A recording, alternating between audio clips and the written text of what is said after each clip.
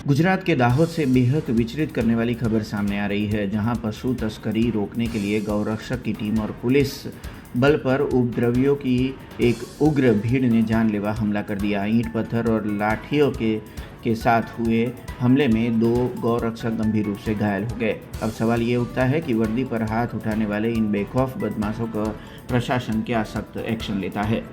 घटना बीती रात की है, जब गौरक्षक टीम को गुप्त सूचना मिली थी कि बारिया से सालिया गांव के बीच एक पिकअप गाड़ी में पशुओं को कत्ल के इरादे से ले जाया जा रहा है। सूचना मिलते ही गौरक्षक टीम और पुलिस ने संयुक्त ऑपरेशन शुरू किया। जब पुलिस ने संदिग्ध गाड़ी को रोकने की कोशिश की तो तस्कर गाड़ी भगाकर दाहोद के कस्बा इलाके की ओर ले गए। जैसे ही टीम कस्बा पहुंची, वहां पहले से ही मौजूद 50 से 60 लोगों की भीड़ ने, जिनमें छोटे बच्चे से लेकर युवक तक शामिल थे, पुलिस और गौरक्षक पर हमला बोल दिया।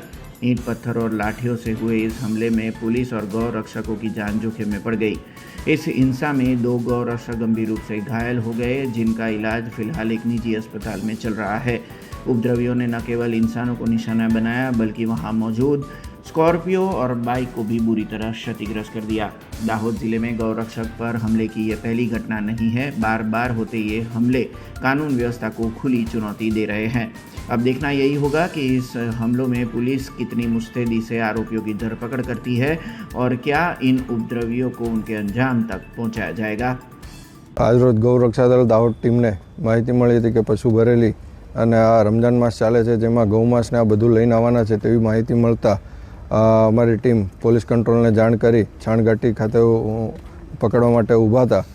એના પછી ગાડી સમયથી વહેલી આવી જતા ત્યાં દાહોદ શમશાન રોડ ખાતેથી થઈ અને કસ્બામાં જવા लागेल, જેમાં શમશાન રોડ ખાતે ફરજ પર પોલીસએ અને ગૌરક્ષકો પીછો કરેલ કસ્બા પટલી ચોક ખાતે ગાડી રોકેલ અને ત્યાં ગાડી પોલીસ સાથે લઈને આવતા સ્થાનિકનું કસાઈઓનું ટોળું આવી અને એમને લાકડીને પાઇપ અને પથ્થરમારો કર્યો, જેમાં ગાડીને નુકસાન થઈ છે અને અમારા ગૌરક્ષક હિરલ ચંદ્રવંદન કંથારિયા અને હિમાંશુ હરિચરણ યાદવ તેમને ઈજા થયેલી છે।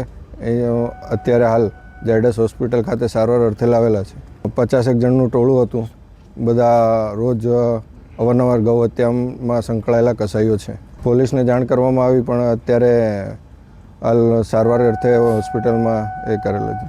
हमसे जुड़े रहने के लिए हमारे YouTube चैनल को सब्सक्राइब करें और नई वीडियो की नोटिफिकेशन के लिए बेल आइकॉन को दबाएं।